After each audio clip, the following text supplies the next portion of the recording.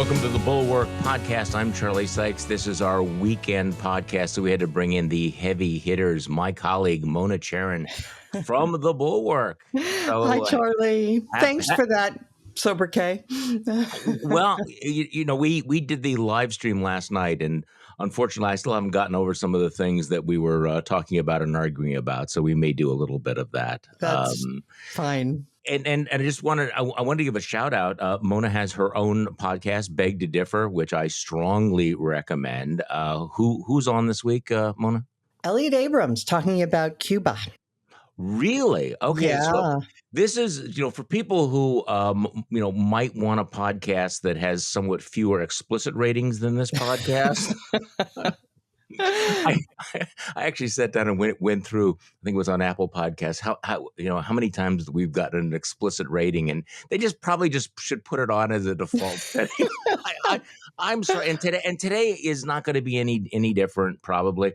So look, I suppose I should apologize in advance for inflicting this on many of our listeners, but we have to do it. Actually, I did it in my newsletter today. I said, look, just stop what you're doing.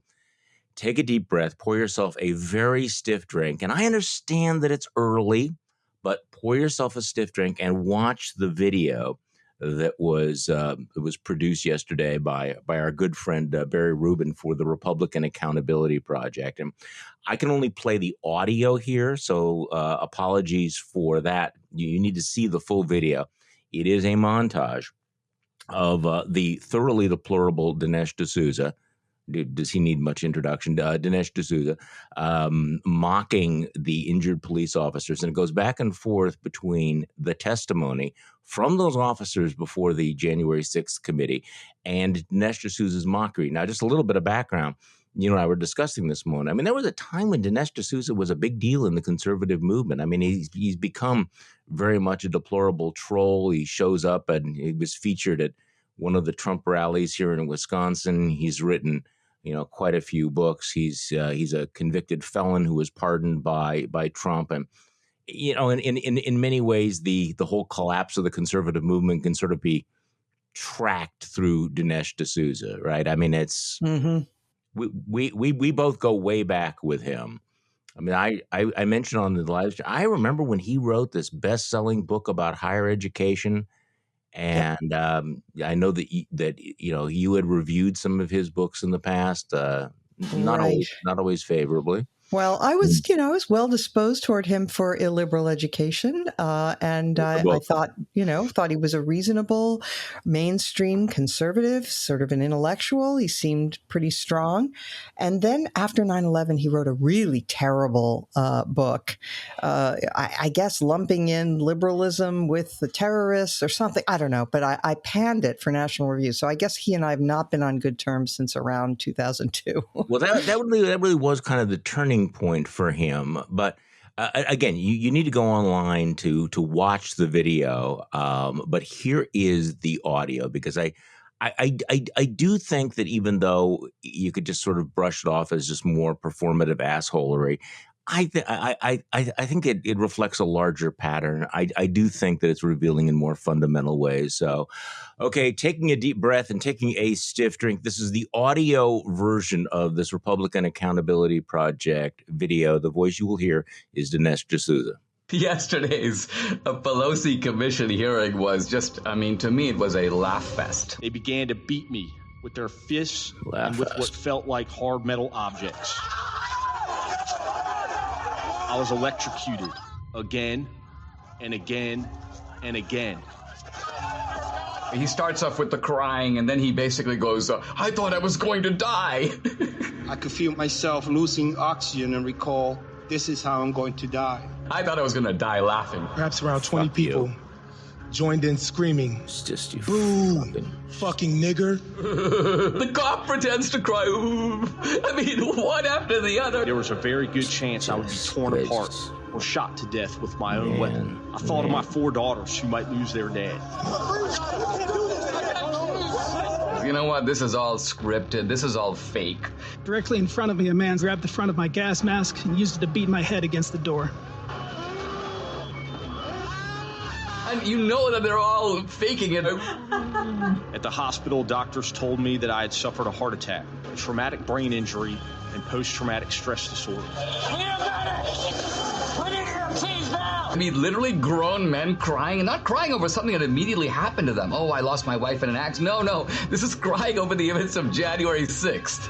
Unbelievable. What makes the struggle harder and more painful is to know so many of my fellow citizens are downplaying or outright denying what happened.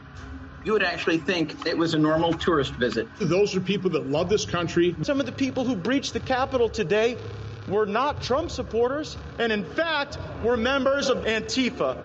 The indifference shown to my colleagues is disgraceful.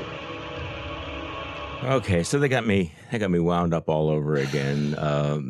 Mona, I mean, who are these people? Do they have any shred of decency left? And that's, of course, a trick question because we know the answer is no. And on there the is contrary, no bottom. no, they're the opposite of decency. They are depravity personified. That's what we're dealing with. And, it's particularly shocking, I guess, although, we've been seeing this now unroll for 5 years or more, but it's particularly shocking coming from the people who keep telling us that they are standing up. They are for Western civilization, right? They want to protect our values and the standards and traditions of Western civilization. And yet they represent the worst kind of savagery, bullying, complete loss of empathy, of manners, of any standards that any civilized people uphold, Western Civ or any other Civ for that matter. And so, the idea that these are voices of conservatism is just foul. Yeah, there's no idea here. This is nothing about freedom or small government or, character counts. This is just this cultivated crudity, crassness, and cruelty that's really become kind of the posture. And I guess that's kind of the through line that I wanted to talk about. And I wrote about it in my newsletter today. The through line of this is not just these are obnoxious, terrible people. It is this sort of celebration of strength versus weakness, this faux posture, this attitude, this kind of strutting super machismo that, men who cry, or Simone Biles, who's one of the greatest athletes of all time, shows weakness because, she didn't do what Charlie Kirk wanted them to do. There's no coherent set of ideas here. It's kind of this just celebration of us versus them, and the fact that we have no empathy. Nobody should. I mean, and we were discussing this on the live stream last night, and I know we've been reluctant to use the F word, fascism, but I think it's a good moment to remind ourselves that fascism is not really a coherent ideology. It's more of a sort of an attitude of will to power. The strong are good, the weak are bad, and this ethos has is now just suffusing what used to be the conservative movement. Yeah, I think in a recent podcast you said that Nietzsche would fit in just fine here, and I think that's exactly it. It's morality is dead, God is dead. It's the will to power. It's the Übermensch, and honestly, I use the word fascistic about these people. That's exactly what they are: the worship of strength instead of virtue.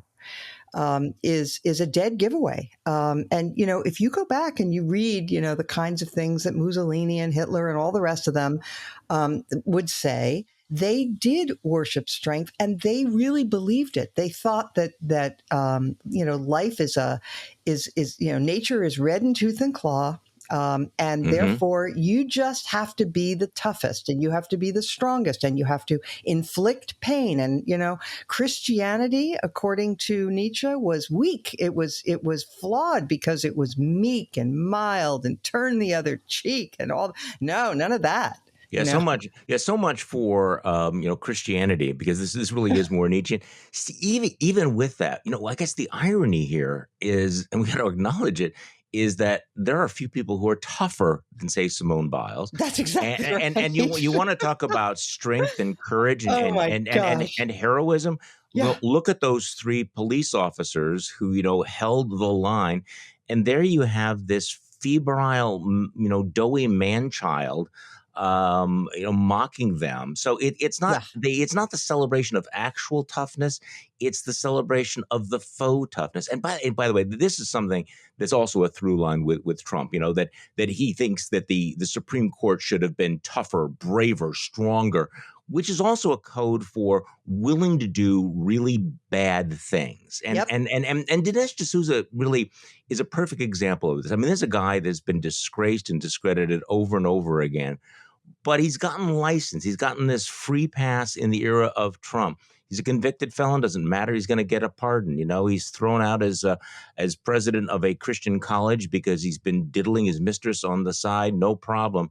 For a lot of these people, Trumpism means an absolute freedom and liberation from any sort of accountability, any sort of consequence for their really bad behavior. And they've convinced themselves, whether it's the Steve Bannons or the Seb Gorkas, that even if they are really awful human beings, their awfulness is a sign of being strong. You follow me? I mean, it is. Oh, yeah, it really is this. And again, we've seen this play before.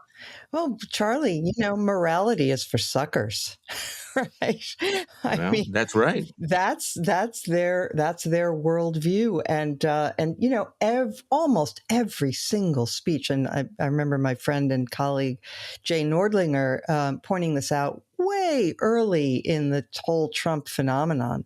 This talk of toughness, the worship of strength. He way back in 1989 when Tiananmen Square happened, Trump was out there saying, at first it looked dicey there for the leadership, but then they showed strength. He said, putting that down. They showed strength. When he gave his talk, his final, rabble-rousing talk to the mob on January 6th, what did he say? We have to see if, we have to give those Republicans strength. Some of them have it, some of them don't. We have to see if Mike Pence has strength.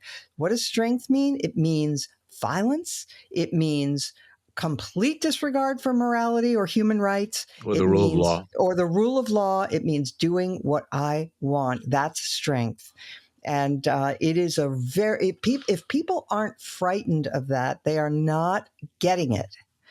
So last night during the live stream, you made a really great point. It's now become a cliche that we live in a post-truth world or maybe a post-shame world, but also we're in a post-coherent world. And this is part of the problem that, when we're talking about how do you argue with a lot of these people, because in their heads, they hold these radically conflicting ideas that are completely incompatible with one another. Do you remember your riff on this? Because I do. That was really good.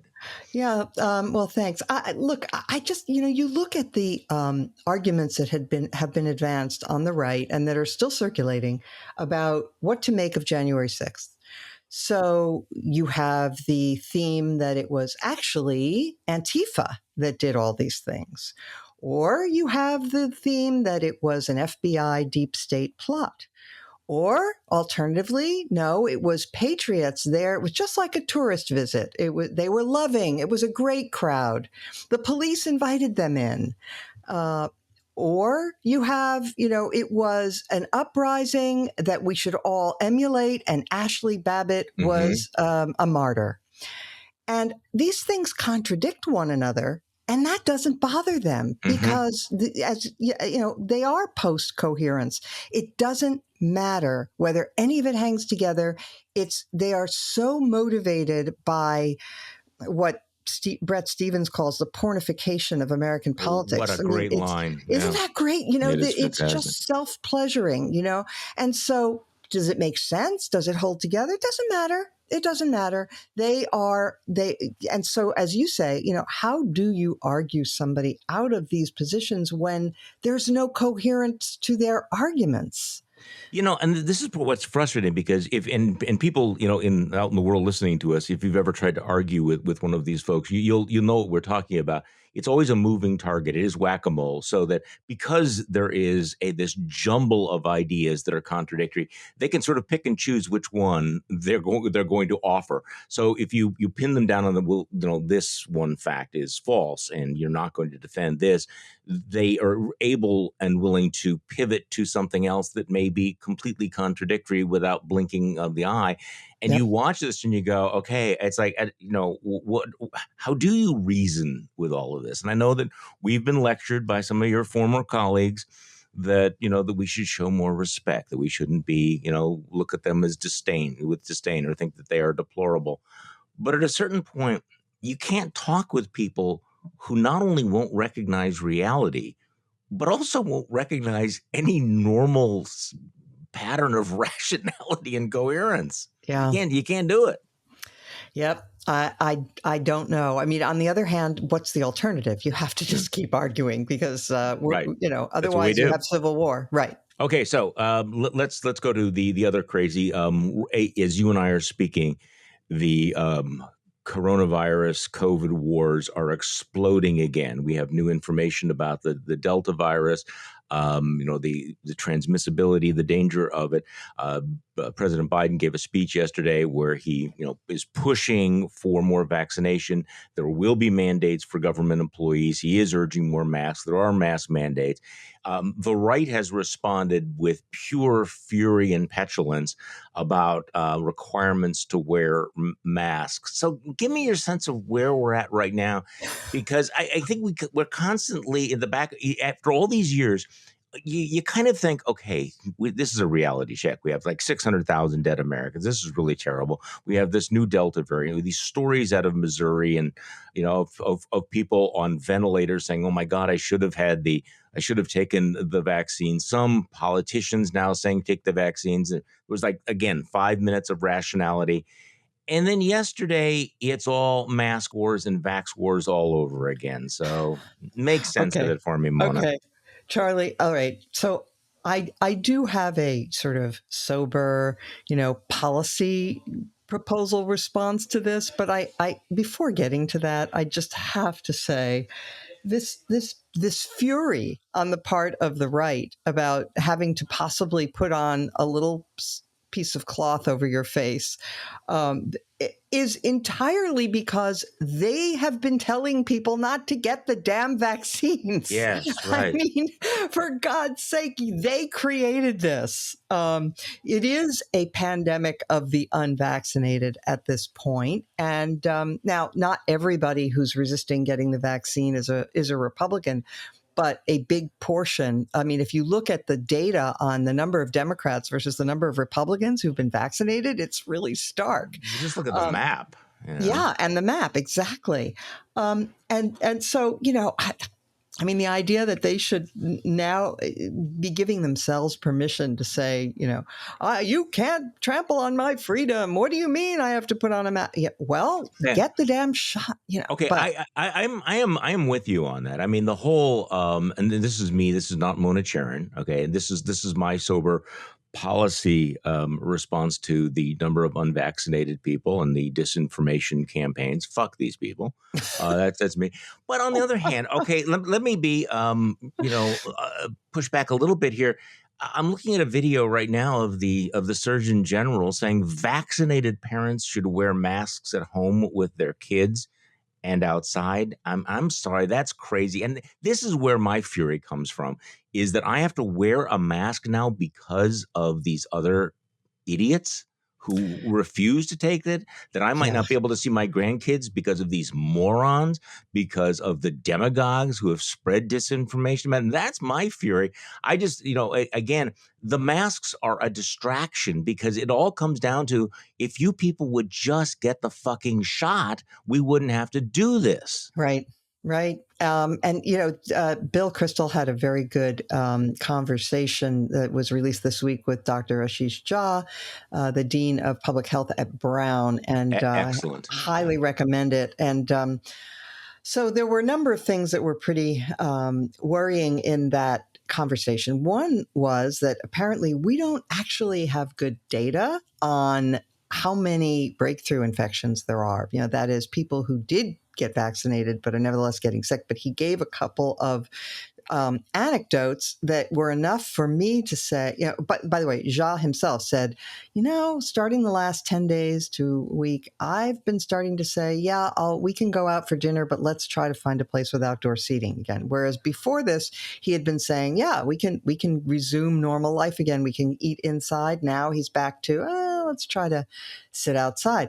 Now, one of the things he says is the CDC has not been keeping good records of the number of breakthrough infections, and he knows of anecdotally people who have gotten it who were vaccinated and were quite sick. That is, they don't wind up in the hospital, but they have like 103 fever for several days, and they lose a week of work. I mean, that's not nothing. And that's enough to make me think, all right, this Delta variant is something that could even affect me, even though I'm vaccinated. It's enough to make me say, I'm going to eat outside or wear a mask back in the supermarket or whatever.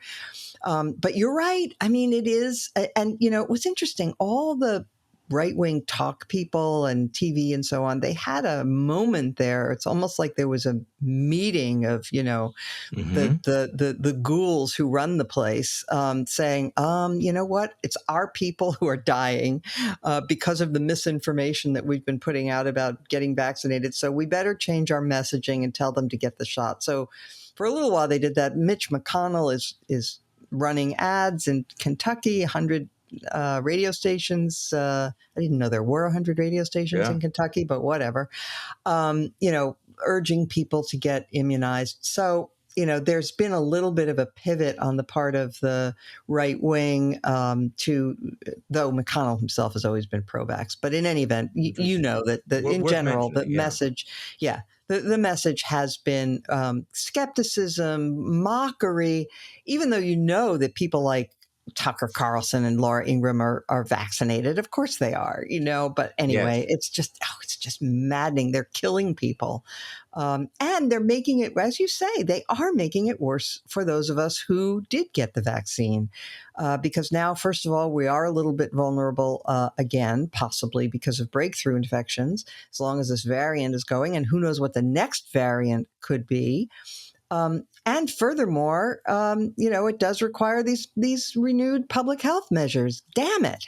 So, I mean, I generally would consider myself more on the libertarian side, but there's always been a carve out for public health, right? I mean, we've always, up until now there'd been, and I guess this is part of the, watching how the standards are constantly changing. I don't have a problem with many of the mandates.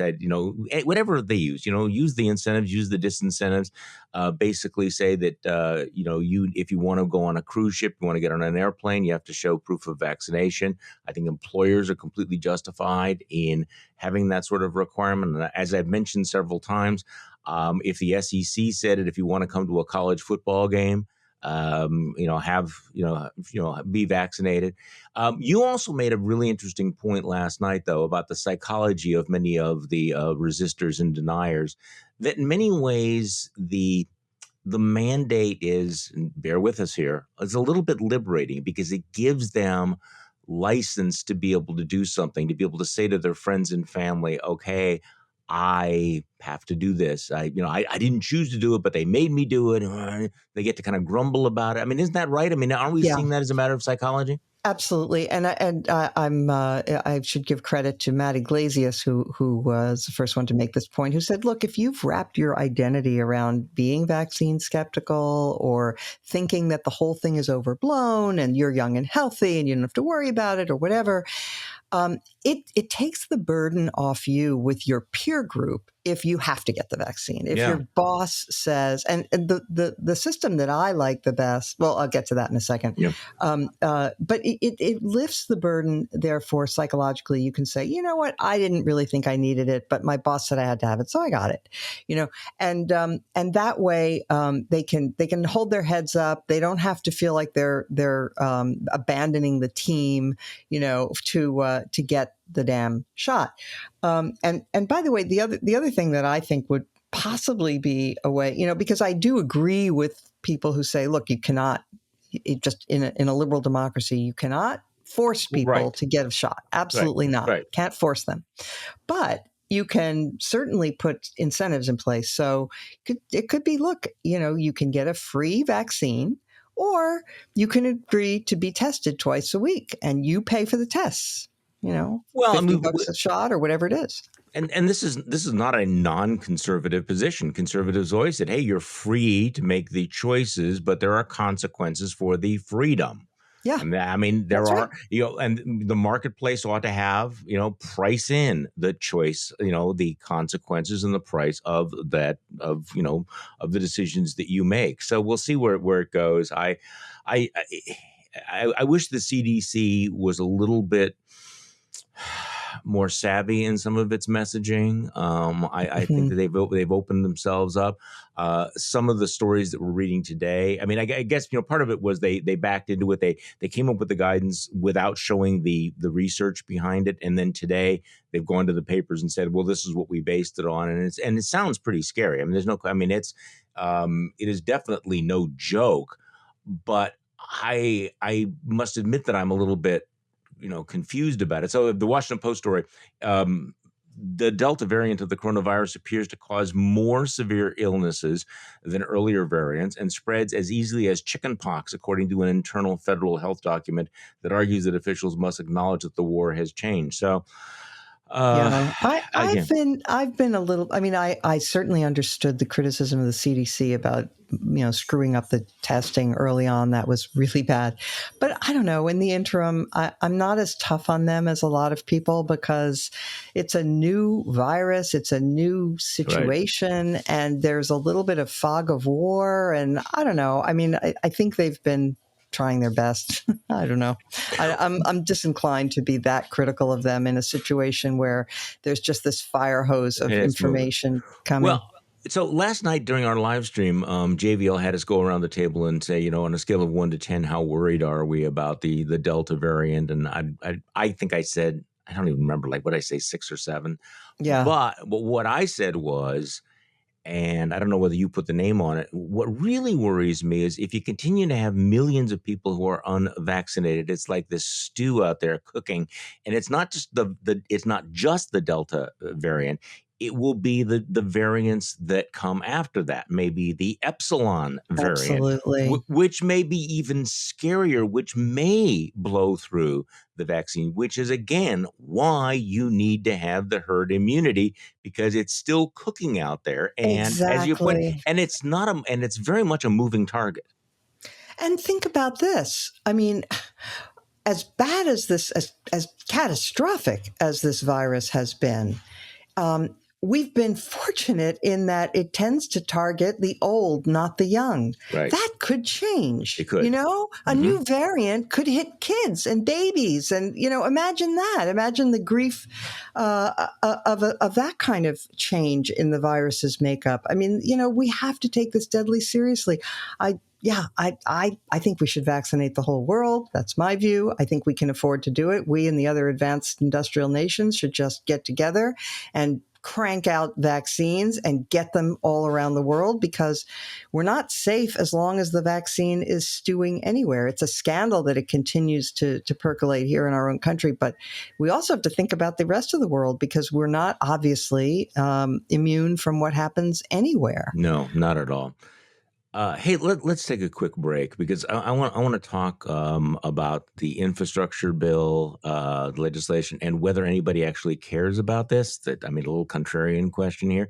And also, Mona, I want to ask you about your piece in the Bulwark earlier this week, where you actually, I had some tough love for Liz Cheney and Adam Kinzinger, that what they were doing was great, but perhaps too late. So I want to talk with you about that in just a moment.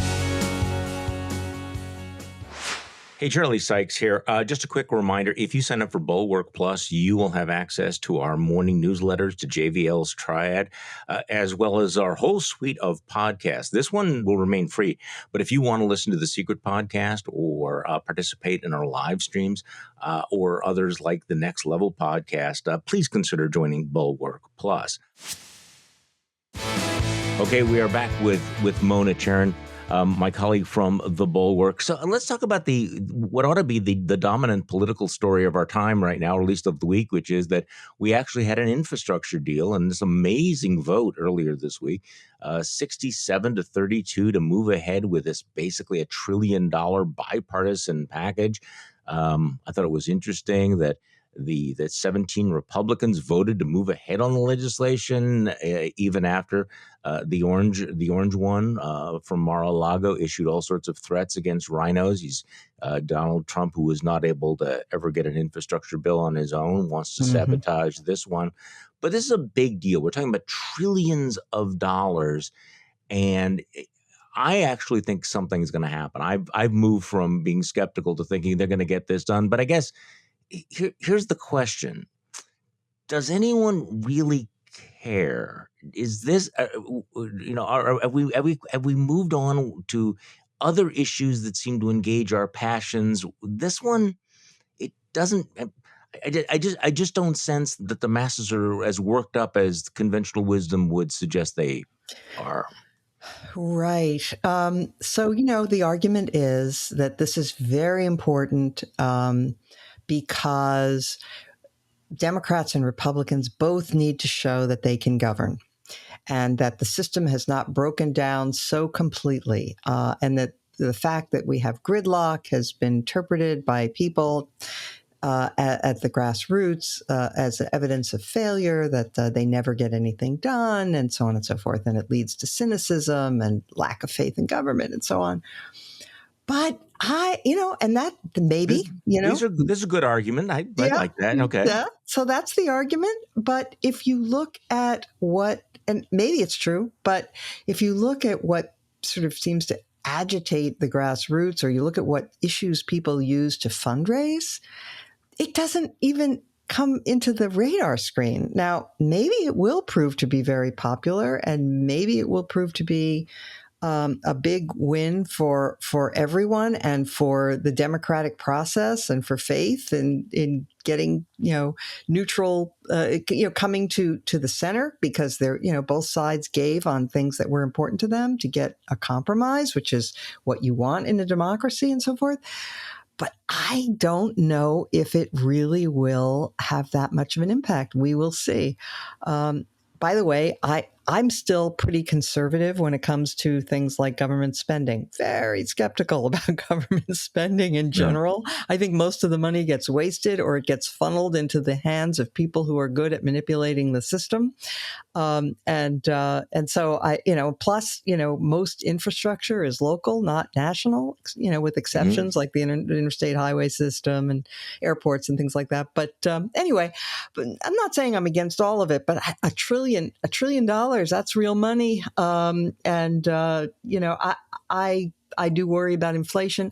Anyway, so leave that aside. I mean, that's all so, 2010 that I know nobody else in the world thinks that way anymore. So whatever. But I'm just not, look, I would like to see Biden get a win, frankly. I would like for him to be able to say, you see, I never gave up on bipartisanship, and I stuck it out, and it worked. And I think that would be a good message, but I'm not positive that it will have the desired effect. I'm not sure. No, I don't know that it will either. And I do wonder whether or not we have politicians who are fighting the last war. There's sort of the assumption, if you put money in people's pockets, if you do these things, that you will be rewarded for this. By the old rules, yes.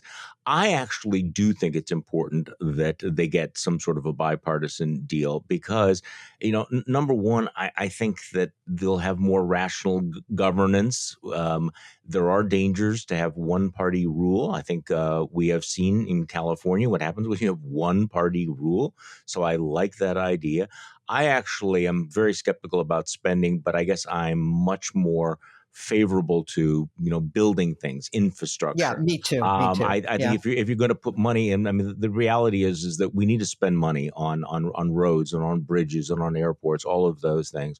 And I think back to some of the folks that I have followed over the years, I'm from Wisconsin, as I may have mentioned here. But before Scott Walker was around, Governor Tommy Thompson was a long-serving governor here, and he was a builder. Now, some Orthodox conservatives were somewhat critical of him, but he never thought of conservatism as not doing the maintenance, not improving the infrastructure. At some point, you have to invest. We're all living on the Oceanside condominium at the meeting going, so should we invest in repairs? I want to be the guy going, yes, we should definitely invest in the repairs. Okay. No, fair enough. But Charlie, can I just mention one quick thing? Because, Sure. I'm not against building stuff, although I still maintain that a lot of it will line people's pockets who probably shouldn't have their pockets lined. I think that's inevitable with government spending. But you know what I am open to now that I wouldn't have been 5 years ago is the idea of subsidizing transportation for the poor. Make it easier for them to get to and from jobs. Why not spend money on making it right? Make it free for people who are poor to take the trains and the buses to get to work. I don't know. Okay, is that crazy? No, it is not crazy, and I'm sighing because one of the arguments that I had even before this current era was when all of the beautiful people were pushing a high-speed rail. We had a big debate in Wisconsin about this, a high-speed rail between Milwaukee and somewhere north of Madison. It didn't actually go anywhere, and it wasn't actually high speed. It was only like 70 miles an hour, and it would drop you off north of the city. And for some reason, Democrats thought this was a fantastically good idea. And I was among those who said, no, it makes no sense. You're spending this massive amount of money on a train that yuppies will take. But, getting in your Lexus and driving from Milwaukee to Madison is still going to be cheaper and more efficient and faster than taking this train, which takes you nowhere. Okay, blah. I said, now, if you really want to spend $100 million, why don't you actually spend that money on a transportation plan that solves a problem that exists? And one of the problems that exists is that you have a lot of people looking for jobs in the central city, but the jobs are out in the suburbs. Right. So the problem is, how do you get the workers to the jobs? How do you connect employees with employers? That seems a completely legitimate and rather urgent transportation problem. And what was interesting was no one seemed interested in that. They wanted to build fancy trolleys that went nowhere or high-speed trains that went nowhere. But the specific question of how do you make transportation affordable for people who would then use it to add to the economy, it just fell between the stools. Nobody was willing to pick that up. Yeah, and the Democrats always say, well, if you propose something, and this may have some truth to it, but if you propose something that's only for the poor, it won't have broad public support, and so you have to always frame things. But that doesn't mean that you have to spend money on a train from where nobody lives to where nobody wants to go either.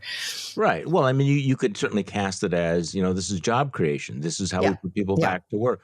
Okay, Absolutely. so let's have something you and I disagree about. Okay, we have to do this. Okay, because you wrote earlier this week, I wish I could be a Cheney fan. I really do. Representative Liz Cheney has conducted herself honorably for the past 9 months. Her courage in telling the truth about the election and the attempted insurrection of January 6th has been punished by the Republican conference. So you want to be a fan. Now, my disagreement is I am a Liz Cheney fan. I am an Adam Kinzinger fan. Your point, though, is that they're too late. Make your case for not joining the Charlie Sykes, Liz Cheney, Adam Kinzinger fanboy club.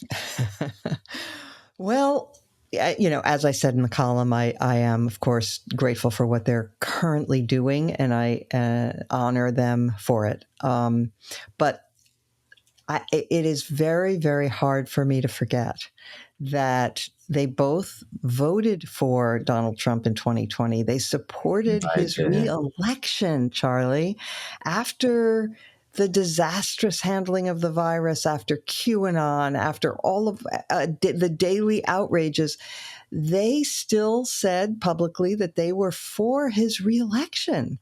And, that is a symptom of where the everybody in the Republican Party, with a very tiny, with just a number that you can count on one hand of exceptions, felt that they didn't have the courage or the strength to stand against Trump earlier.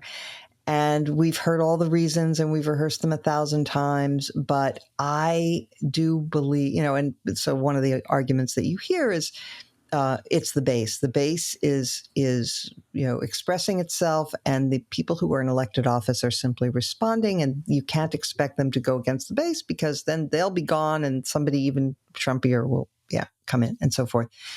But my view was always that from the very beginning of this whole era was that the collapse of elites allowed the base to get more and more corrupted. Right. That if there had been consistent leadership, if they had all held hands and done the right thing right from the beginning, this boulder wouldn't have been able to gather momentum rolling down the hill. And the base doesn't get its ideas from nowhere. It doesn't. It does take guidance from those above. I mean, one of the things that the mob was saying as it stormed the Capitol was, the president sent us, right? I mean, if there's an example of leadership for you. But look, I hate to criticize Cheney and Kinzinger, because truly they've been fantastic. And in these last weeks, God bless them. But I just feel that there was a real catastrophic failure of leadership throughout the entire Republican elite that helped get us where we are. Well, that's true. See, we don't disagree about that, because, and this is the question that we will never actually know the answer to. What would have happened had these elites stood up earlier? Because you and I remember what it was like in 2015 and 2016, when most Republicans and most conservatives saw Trump for what he was. And the question was, would they muster the courage to be able to push back against him? And of course, we got the answer. You mentioned, I mean, here's the key question in your article. I mean, it's great that, they've come around, but how might this story have unfolded differently if they and thousands of other Republicans had found their uncrossable lines sooner? What would have happened? Now, many of them would have lost their positions. Maybe Paul Ryan would have lost his speakership. But we wouldn't be here where we are right now. And your point about the base is also important. That the base doesn't get its ideas from nowhere. You said, and again, I'm going to read you your own stuff. It gets them from Tucker Carlson, Laura Ingraham, and the rest of the conservative media world, and it gets them from elected officials. To paraphrase what police officer Harry Dunn told the committee, when elected officials give permission, there is no limit to the violence that may ensue. And that has been the story up until now, is that they've all given permission. They all soaked all of this. This didn't just happen. Maybe it was latent. Maybe it was, the pre-existing condition or the recessive gene of the right wing. But that's where thought leaders come in. And they didn't, and they didn't exercise their role as being a thought leader. And as being and gatekeepers. You remember, I'm old enough to remember when David Duke was running for governor of Louisiana as a Republican. And George H.W. Bush was president then, and he gave an unequivocal statement repudiating him and saying that kind of disgusting Klan hatefulness had no place in the Republican Party. And everybody echoed H.W. Bush, all of the elites. It, of course, gave rise to my favorite political bumper sticker of the time, which was he was running against Edwin Edwards, who was, kind of a scamp and a sleazeball. Sleazeball, thank you. But the bumper sticker, I'm sure was vote for the crook. It's important. Right. But and it was exactly. But those days, and incredibly quickly, how much they just folded. All of the standards just collapsed, and it's scary. I mean, I've always thought that that civilization was a thin veneer atop our roiling passions. But I actually have to say I was stunned at the rapidity with which the conservative movement, the intellectuals, the office holders, the opinion shapers, all just collapsed. Yeah. So again, it's very, very good that Adam Kinzinger and Liz Cheney have come around. I mean, I share your frustration because I remember, throughout 2018, 19, 20, being very, very frustrated at people like Liz Cheney and Adam Kinzinger, who you kept thinking, look, you know better. Why are you going along with this? Why don't you draw the line here or here or here? They both voted against the first impeachment. I mean, as you pointed out, they wanted to give him another 4 years or said they did. You have a very harsh analogy here, though. You say in your piece, to speak up now is better than nothing, but it's a little like saying you'll take away a drunk driver's license after he crashed into and killed an 8-year-old. What about all of those times when you saw him get behind the wheel after 5 drinks and did nothing? So that's an interesting analogy, is that the Republican Party, including these guys, sat around and at the bar and watched him, take one drink after another, stumble out of the bar, get behind the wheel. And, now that he's killed somebody, they're willing to take away the driver's license. But they were there for all of it and didn't say or do anything until after much of the damage had been done. Yep. And, it's not as if January 6th was the first offense. No. Right? I mean, there were so many lines that had already been smashed, and so many ways in which he was a catastrophe as a president, so much damage that he did to the country's fiber, to respect for institutions, to the rule of law, all of it. And they thought, well, this is a blip. Things will go back to normal after Trump. So we just have to keep our heads down, and that was just wrong. I'm sorry. Yeah, it is. I guess this is where it comes down to the pragmatism of the moment. That if in fact this is an existential crisis, then it's all hands on deck. I'm also, this whole question of what do you have to do to get some sort of a redemption. I mean, you understand that a lot of people on the left will say pretty much the same thing about us, that we were conservatives for years and years and years. And didn't we build this? Didn't we contribute to all this? And I was asked this the other day on one of the shows, and I said, this is a very interesting question. We ought to have a seminar about it, but perhaps another time, because right now we are faced with this crisis under these circumstances at this moment. And if it is an existential threat to our constitutional order, perhaps we ought to just set aside the long-term blame game and look around and say, who's with us on all of this?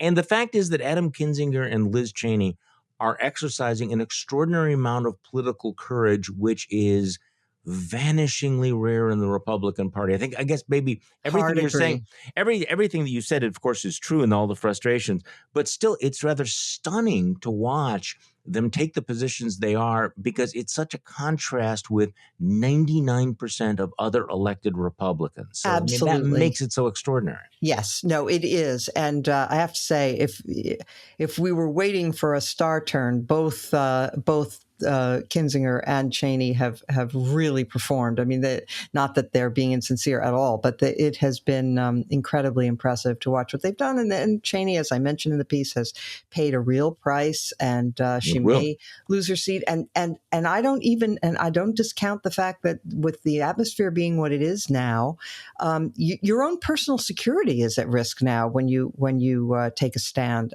which was not true early on. Again, things have been allowed to accelerate to the point where it has gotten to this point now where you do have to worry about your personal security, which is, another part of our tragedy. And is not trivial. I mean, it's easy for people to sit back and talk about this, but I remember used to, when I was doing my radio show, would every once in a while, tell people to take a deep breath and remember that the people that we're talking about are actually still like real people, that they're actually real human beings. They are persons, and that they experience things the way others do, that they have families. They have to, go into and from their homes. And these threats are not necessarily abstract. Mona Charen, thank you so much for coming back on the podcast. We appreciate it very much. My pleasure, Charlie. Anytime. We'd love to have you, particularly for our weekend podcast. Thanks everyone for listening to this weekend's podcast. I'm Charlie Sykes. We will be back on Monday, and we will do this all over again.